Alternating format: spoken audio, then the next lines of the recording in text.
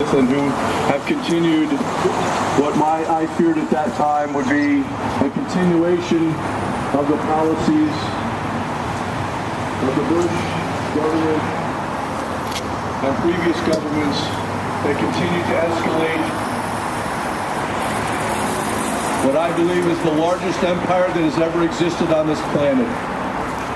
I do this in resistance that in some way I hope that we can speak to all the people inside, that someday they will rise up against this empire, that we will find a way to have it crumble, and that all of humanity will come together, and that social justice will reign. Human beings will be equal. There will be not greed and selfishness driving the kinds of things that are happening at Guantanamo, bringing fear among us all. Guantanamo is simply a small symptom of a much larger ill that is going on in the world. And I do this for all of the 173 and the many other Guantanamo detainees who have been sent to countries that they are not familiar with, where they do not speak the languages, where they are struggling. Many of the Guantanamo prisoners who are still there are doing hunger strikes. We do a short 11-day fast. We have the choice to end our fast. They don't have the choice. They get put into a gurney that was specially designed, and they are force-fed with a tube down their nose in the most inhumane, horrible way. And I do this in solidarity with all of them.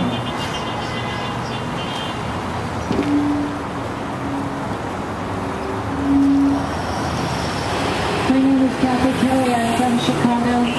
In 2003, I went to Camp Bucca, the Bucca compound prison in southern Iraq. One of the most bleak spots on the planet. And we were spitting flies out of our mouths. You have to move. You have to move. Right now for this was a place where people were being detained because in the cases of the people I knew, they were called third country nationals. And they were tortured while they were there. And I think that this is a responsibility we all bear. Once we know, we must act.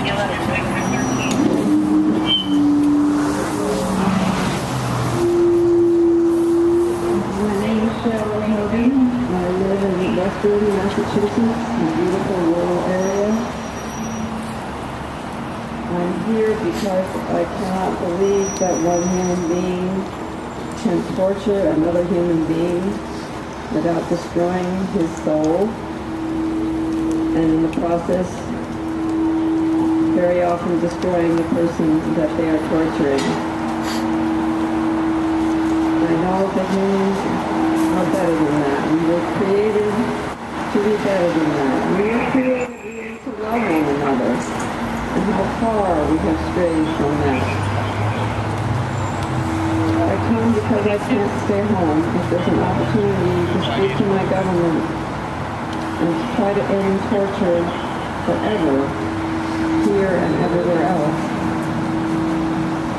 It's very sad that we cannot get a hearing with the Department of Justice, not even a hearing.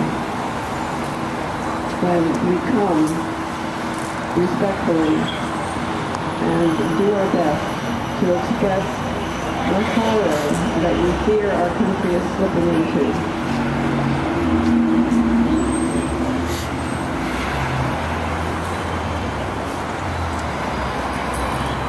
My name is George Orkin. I live in Bergenfield, New Jersey. I'm a father, a grandfather. I served my country in the military. I'm a member of Veterans for Peace. I came here because torture, according to United States law, according to international law, is illegal, and I'm just doing what little I can to enforce that belief.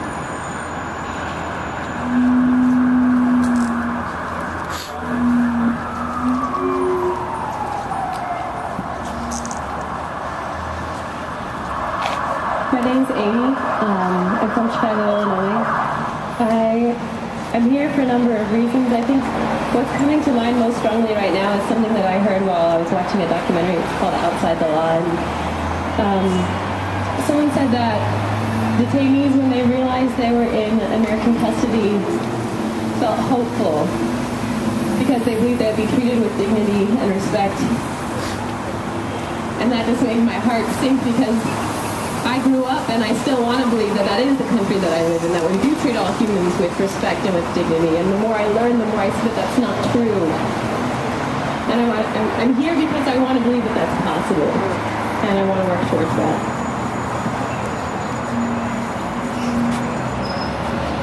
Good afternoon. I'm Beth Adams. I'm from Western Massachusetts as well. I've been involved with this struggle for 5 years, and I can't believe it's still going. 5 years leading to broken promises, broken laws, and broken lives. I think that the human being was created for better than that, and as someone said previously, to love one another. We each are born with inalienable gifts that we have the right and ability to share with others. And torture is immoral and illegal, and I will not stop until it's done.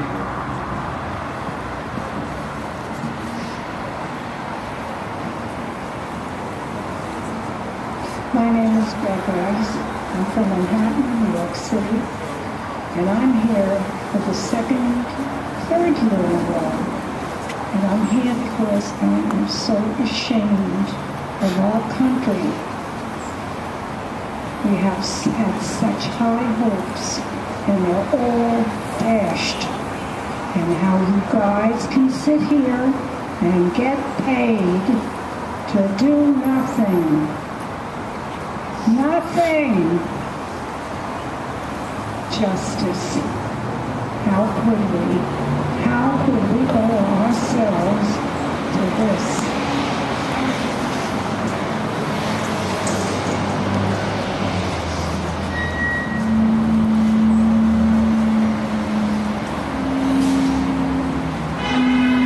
I'm Judith Kelly from Arlington, right across the river. Maybe some of you gentlemen live over that way. I've been working with the movement to close Guantanamo since it started here in D.C. I'm concerned about so many things about where our country's going, like so many of my friends are. But I'm also concerned about what these policies have done in other countries.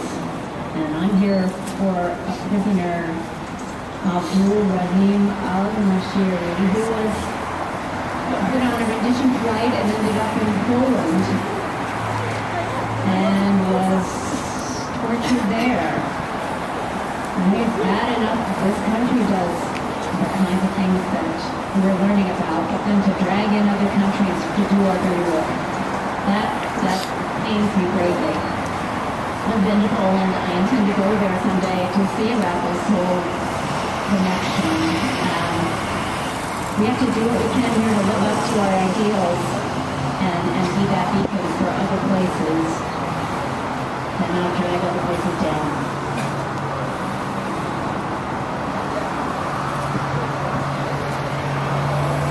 My name is Eve Pejnaz, and I live here in the District of Columbia. And I'm here in solidarity with the 173 prisoners of Guantanamo, and also to express my distress, my sorrow, my anguish, along with the mothers of these children, these prisoners, who, like Rebecca of old, weep without consolation because their children are no more. God have mercy upon us all. We who talk about justice for all we, in taking on the weapons of the terrorists, have ourselves become the terrorists. Again, God have mercy upon us all.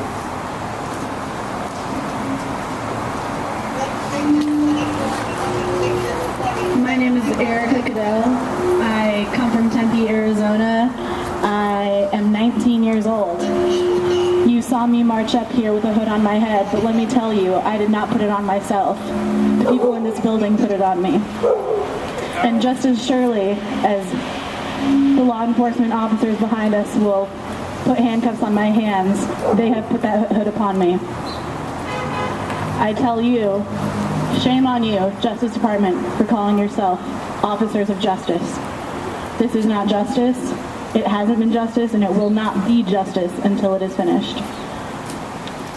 I'm going to quote something out of the Bible, Ecclesiastes. The race is not given to the swift or the strong, but they who endure to the end.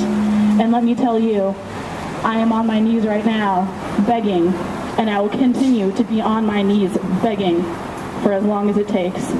I'm 19, I got plenty of time ahead of me. The people in this building, not so much.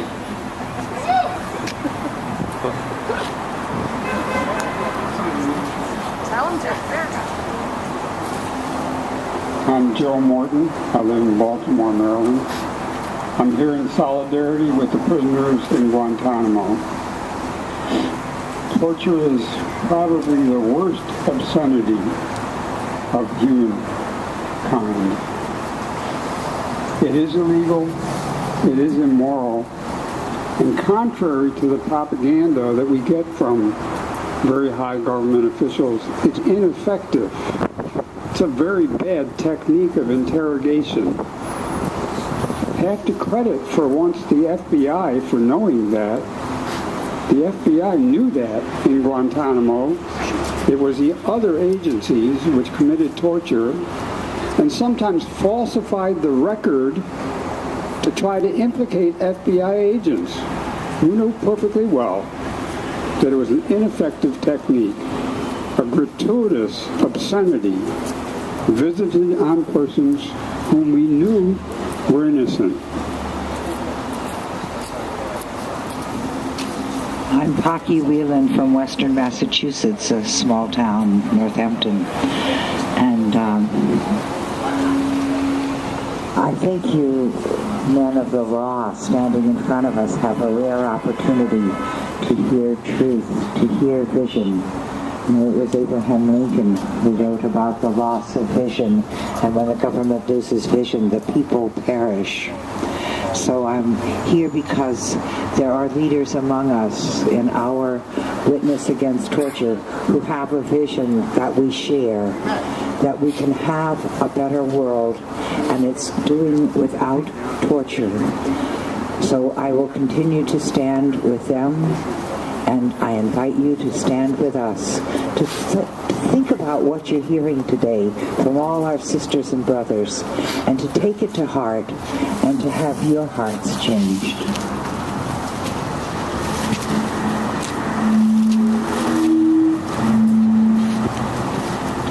Hello, my name is Ananda Strazzini, and I come from New York City. And officers, I stand before you cold and hungry. I would love to be warm and eat some food, but I'm standing strong with 173 men in Guantanamo in solidarity with them. Like many reasons, I'm here, but I will tell you that I worked hard to get Obama elected because I needed change. Because I wanted change for this world, for the coming days, for the years, for my babies, for when I have children, for all of my friends, and I don't see any change. I see nothing at all. I see the same rhetoric. And I'm sick of it. So I'm here, and I want to see some change. Thank you. So I should just mention to people, they took down the police tape behind us because they wanted to make sure that people understood that they were free to go. So if anyone wants to go, and I think what's being said is that we are all free enough to stay. That we're free enough to stay.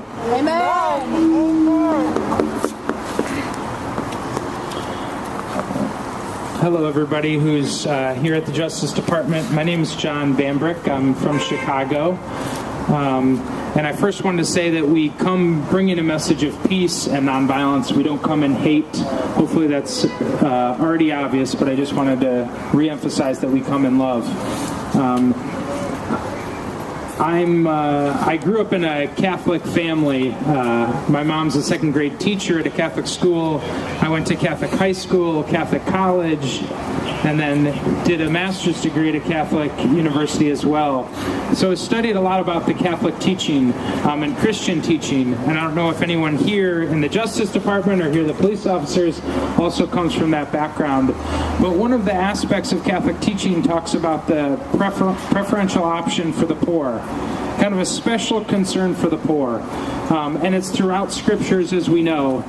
Jesus walked with the poor, the marginalized. And so this is our concern, to be with those on the margins. And that's why we wear these jumpsuits. That's why we do what we do. And that's what I do. This summer I had the opportunity to go to Bermuda and visit 4 Uyghurs from China. And they had been in Guantanamo for 7 years and got resettled to Bermuda. And I had a chance to meet them. They were human beings.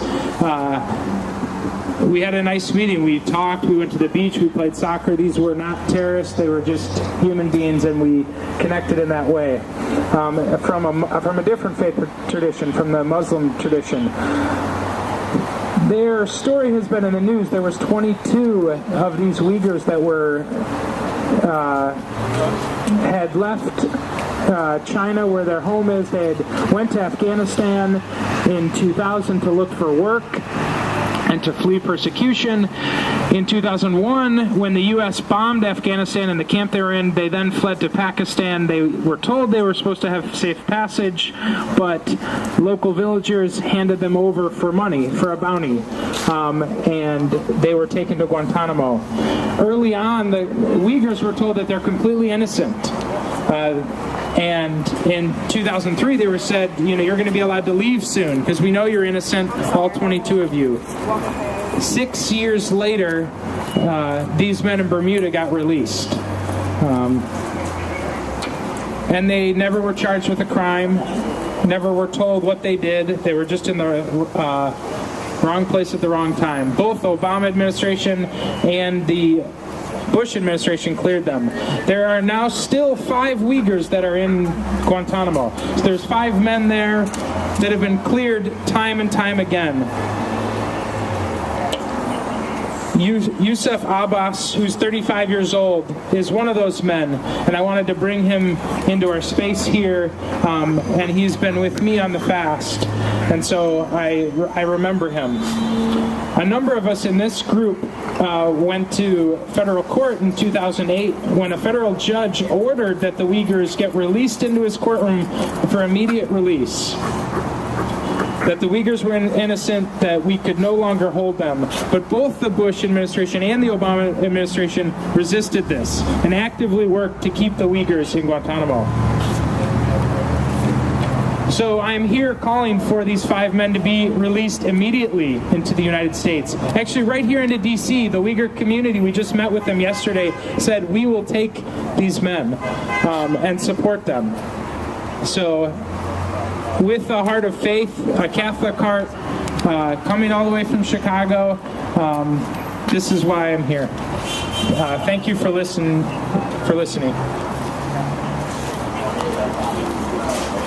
Hi, I'm Ellen Grace from Weston, Massachusetts, a town called West Springfield. And when I was growing up, when I was young, I was a history buff. And one of the things that I was taught and which stayed with me, and which was very important to me, was that what the country does, what this government, the United States of America, does, then it is doing in my name. And it is doing all these horrible things around the world in my name. But it's opened this camp in Guantanamo, this prison, and it's torturing people. And that is in my name. And it's my responsibility to stand against that and to change that. And it's my responsibility to make sure that the Justice Department, which also must be a lot of history buffs, that they know that it is against all of our rights, against the rights of people to be tortured. The torture is horrible. And that I stand here, it's my responsibility, and I'll be here until that's changed.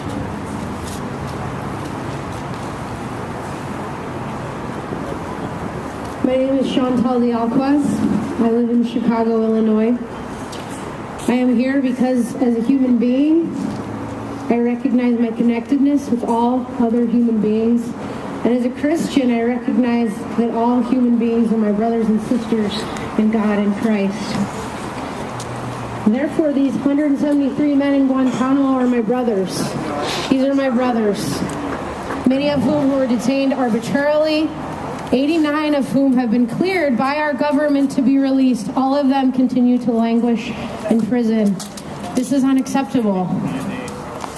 My identity as a human being, my identity as a Christian, I understand that I am called to speak for the voiceless, to be here for them. And as an American, I am here in Washington, D.C. I am here in front of the Department of Justice to express the fact that this is unacceptable to me as an American. To call on the government, to call on the Department of Justice, to uphold the values that I used to say in the Pledge of Allegiance, that this is a country with liberty and justice for all.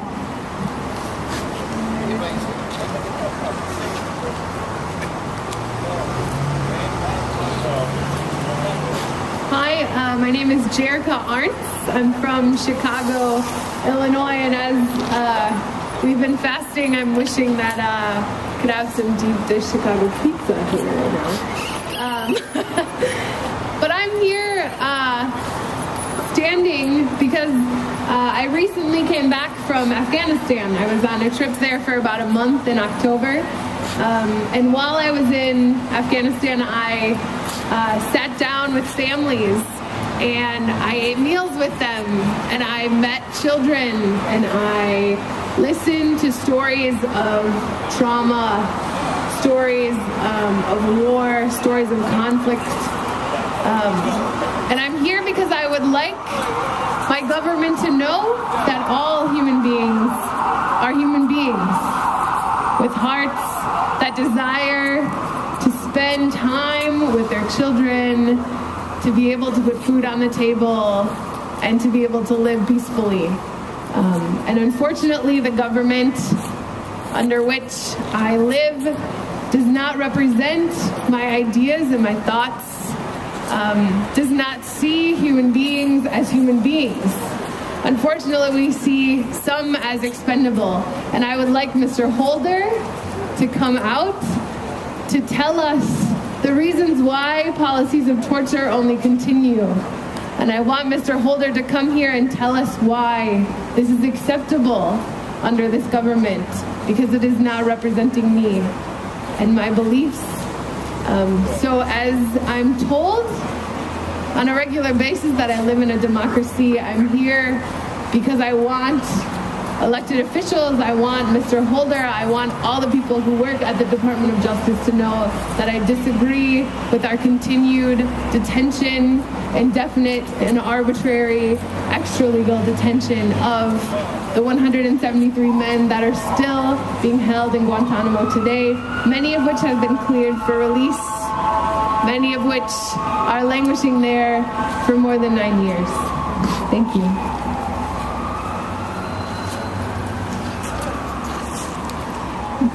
My name is Frida Berrigan. I'm from New London, Connecticut, and I'm moved to tears by the witness of the brothers and sisters sitting and standing here in front of the Department of Justice, and by the deep felt need that each of us has to see justice done. And if it's not going to be done by our leaders, then it must be done by us and through us and through our bodies. I'm here in particular on behalf of Jamal Amazian, man from Yemen, just a couple years older than I am. I'm 36, and he is 38. And he is originally from Algeria. He's a devout Muslim man from Algeria who left his home as a teenager to seek his fortune, to seek a better life for himself, to escape the oppression of Muslims in Algeria. And he ultimately ended up in Vienna and was the head chef at a very fancy Italian restaurant there.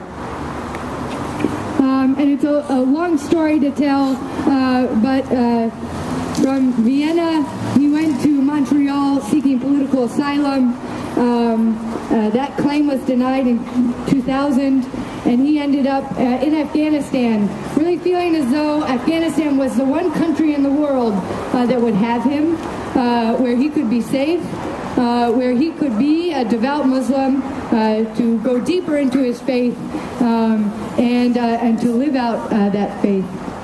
Unfortunately, he was in the wrong place at the wrong time and went to Afghanistan just about the time that the United States declared war on that country. He was identified as a terrorist by men who were paid $5,000 by the United States to pick people off, to identify people, and to collect bounties.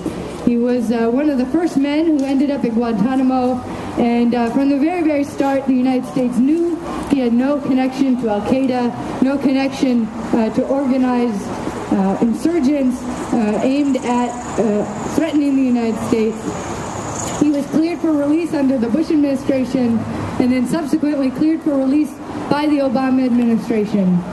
But he's from Algeria, and he fears going home to Algeria. He hasn't been back since he was a teenager, and the United States isn't going to send him back to Algeria, and can't figure out where else to send him. Canada would take him back. He has a brother in Canada. Vienna, Austria would take him back. His old boss would even give him his job back. And yet he languishes in Guantanamo, separated from his family. His father died while he was at Guantanamo, and he missed that time with his family. He missed saying goodbye to his father. And so we're here. And we're here to break bread with Eric Holder. We're here to discuss these matters with our Attorney General. And we are so many more than the people who are sitting and standing in front of you. We are hundreds of people fasting, and we are thousands and millions of people who say that torture is un-American, even though it appears to be legal under America right now. And so we will continue working, continue struggling, and continuing to put our bodies on the line until justice is done, and until we can be proud and happy to be Americans. Thank you.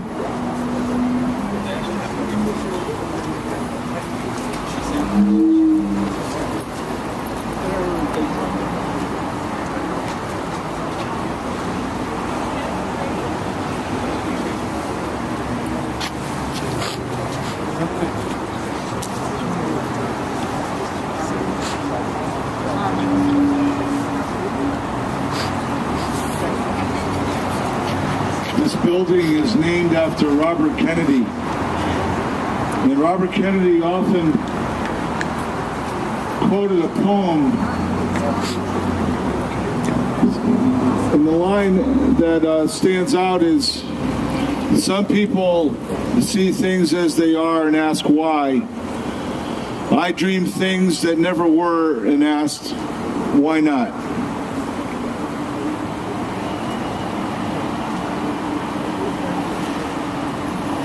We ask, why is there torture? Why is there indefinite detention? Why is there such a place like Guantanamo and Bagram?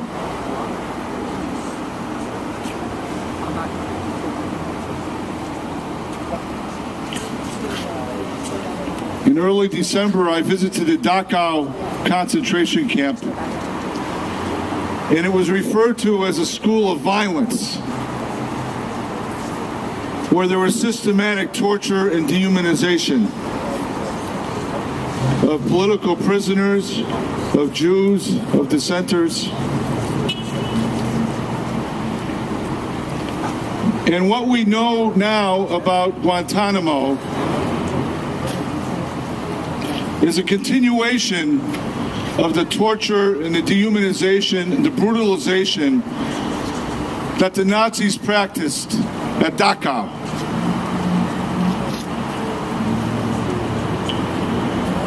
George Bush admitted in his autobiography that he authorized waterboarding,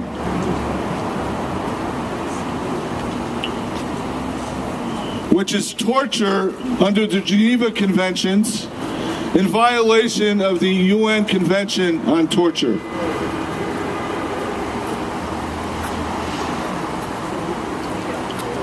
We stand here crying out for justice. Every moment that Guantanamo is open is a crime, is a sin.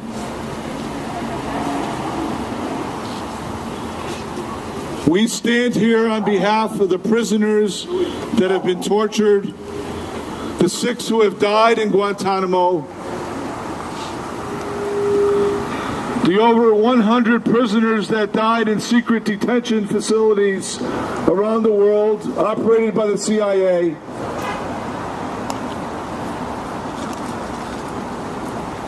We cry out for justice. We hunger for justice. We fast for justice. We pray for justice. We block this entrance for justice. And we invite all the officers and anybody who's walking by to join with us in demanding justice. Now,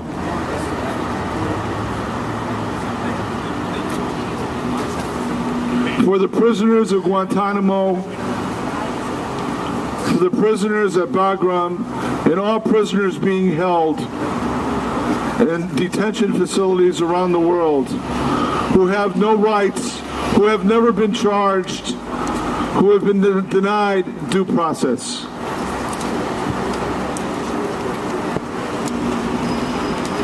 The prophet Isaiah says, "Let the prisoners out of confinement bring forth the prisoners out of the dungeon.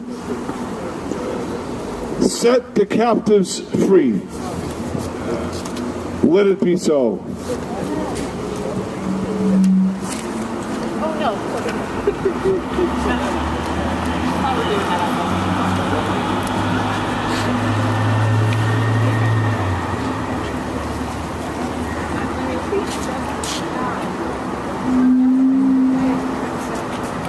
So again, we are here because 2 years ago, much to our satisfaction, as we were demonstrating against Guantanamo in front of the White House 2 years ago. On the second day of the Obama administration, man, he came out fighting. He came out fighting. He was the one who was going to bring change. Obama came out fighting, passed an executive order from the President of the United States that Guantanamo would be closed in a year. And we were very, very gratified. We were elated. But we continued our protest in front of the White House, and people who would pass by would laugh with us. They'd thank us and they'd laugh with us, and they'd say, "It's over, what are you doing here? It's over, what are you doing here?" And we told them at the time that we were vigilants, and that we would remain vigilant for that time. And that we didn't really understand why it would take the President of the United States a full year to close down an ugly prison. And to end the torture paradigm, to show those people who voted him into office that they had voted him into office for a reason. To sort of proudly abide by the acclaim he'd been given. And so we said it should happen at least in 100 days, shouldn't take more than 100 days. So we did a 100 days campaign. And the 100 days passed. And 200 days passed. And 365 days passed. And the executive order came up and was gone. And the prison at Guantanamo continued. And now more than 740 days have passed. And 173 Muslim men remain in prison at Guantanamo Bay in Cuba. Well, there have been some changes. No, the prisoners aren't abused nearly as much as they were, as we understand it. Most of them remain, many of them, not many of them, near to half of them, remain essentially in solitary confinement. There's no right to hold them. Every day that they are held, there are 90 prisoners there cleared for release. Every day that we hold them is criminal. You cannot hold people without charging them and trying them. Now we understand, oh, much to our chagrin, now we understand that there's a new executive order coming out. Unfortunately, this one is to concretize the existence of Guantanamo Bay. It's a complete reversal. Obama promised change and then he changed. So the new executive order is going to be that Obama is going to assert, as George Bush did before him, that he has the right to detain anyone he wants indefinitely for as long as he wants without any reason. Just his say-so. That is tyrannical authority. It is a very grave threat to any democratic republic. It is absolutely unacceptable. Eric Holder seems to agree with him. They must believe that the document that I'm sure is behind glass, well preserved across the street, the Constitution of the United States, they must think it's a flawed document.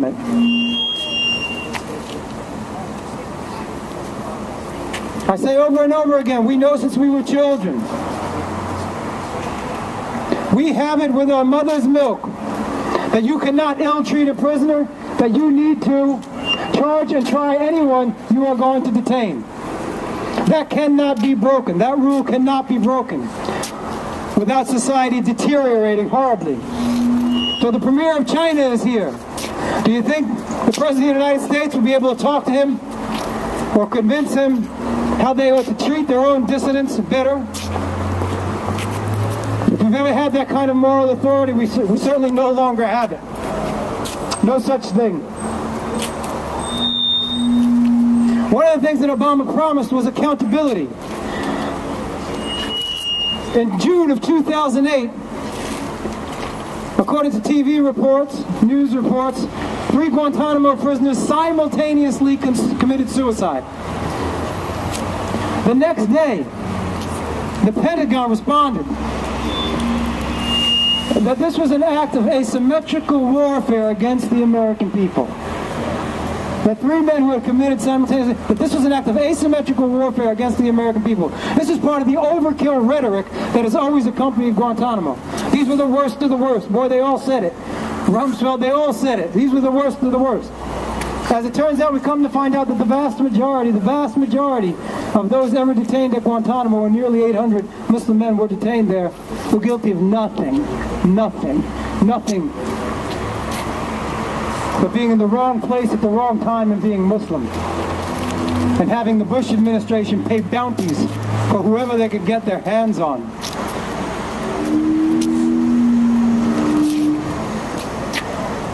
Obama promised us accountability. He promised us to abide by the law. Now, that means something very serious. When people openly admit that they have tortured people, that means an investigation has to take place. And that investigation may lead to prosecution, and the prosecution may lead to a sentence in jail. Now, George Bush and Dick Cheney have both admitted they tortured people. They both admitted they've waterboarded people who are responsible for that. And we've had no accountability, no investigation. In fact, President Obama tried to make George Bush a goodwill emissary to Haiti, to show off his humanitarian side. So I would read for you some of the things that we think about accountability, the things that the Holder Justice Department and the Obama executive ought to begin enforcing. Transparency in government, the military, and in all U.S. detention facilities. That all U.S. detention sites, civilian and military, on U.S. and foreign soil, be open to impartial scrutiny. I should say, something like long-term solitary confinement, 23.5 hours a day in a single cell,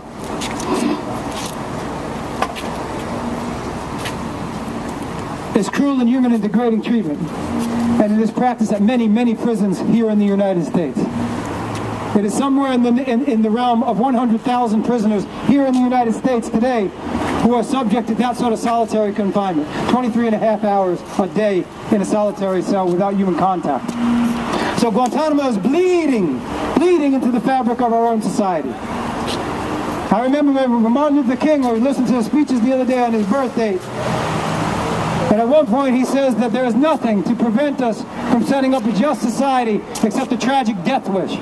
Guantanamo and the torture paradigm is that tragic death wish. It is not apparent to one and all. It is apparently not apparent to those who work here at the Justice Department. They refuse to talk to us. Not a single worker has stopped and either tried to convince us one way or the other of the rightness of the current policy. Nothing. A stony silence. As regards the issue of transparency, that the United States, that the government accept the oversight of the International Committee of the Red Cross, that they allow the media and human rights groups to visit and report on all prisoners, all prisons, including the immigration detention centers that we have here in the United States. That they stop hiding behind the screen of national security. Now you remember that the Obama administration, like the Bush administration, suppressed the second round of photographs to come out of Abu Ghraib. This was a national security issue. He did not want the American people, or the world at large, to see the other set of photos that not only show you detainees being threatened by dogs, some blood on the floor, being sexually abused, being piled in pyramids in the hallway together. They got worse than that. There were pictures that showed the rape of women and young boys. It got worse than that. They don't want to show it to the American people. They don't want to be accountable for it. They don't want to show it to the world. If they were truly and genuinely ashamed, if they were repentant for it, then they would begin to abide by the Constitution of the United States. They would begin to charge people and try them if need be. Most of the people would be summarily released immediately. The majority of those held at Guantanamo, according to our own government, right now are cleared for release.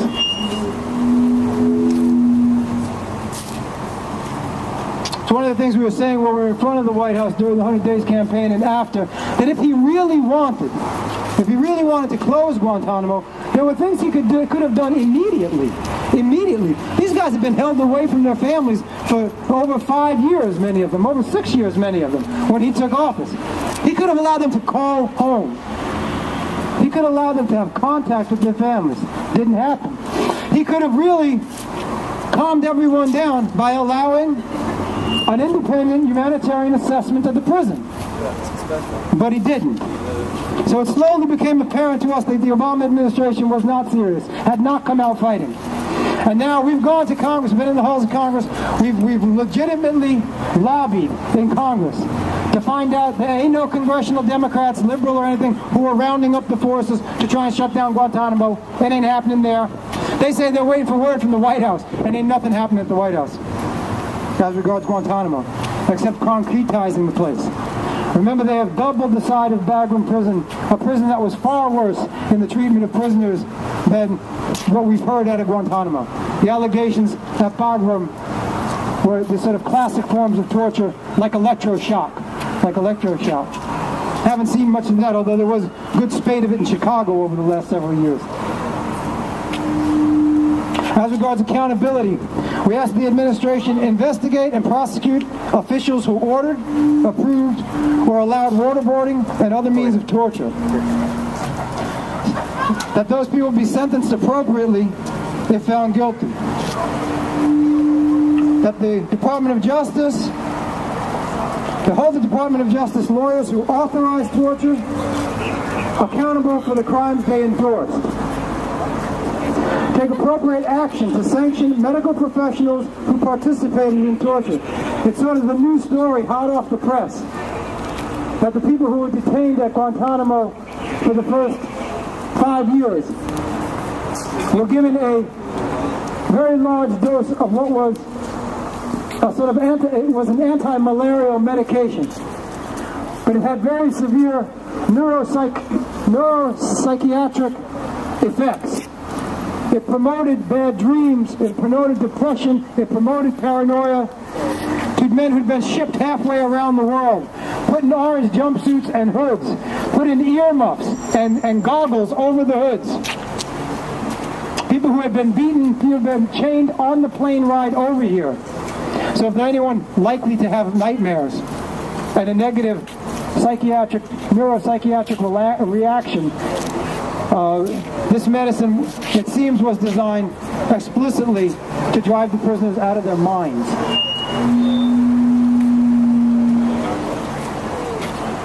As regards accountability also, to not block lawsuits by former U.S. detainees and others seeking criminal convictions and other civil penalties for the abuses they suffered.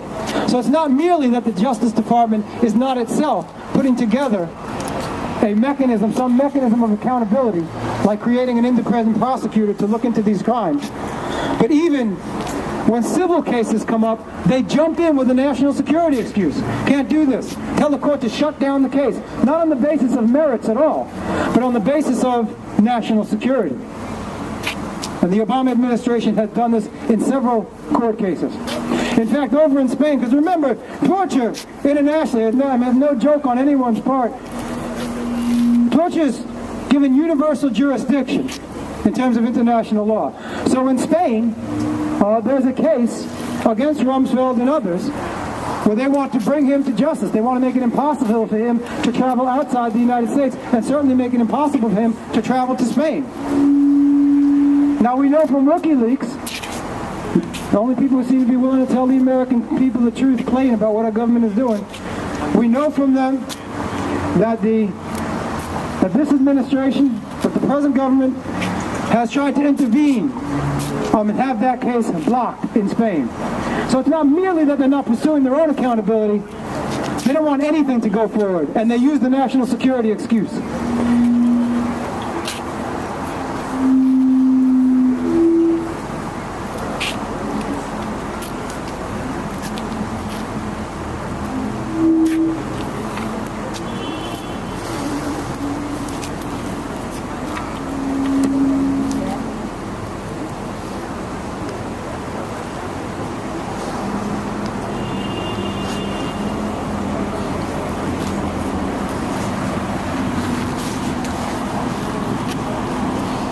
Sometimes an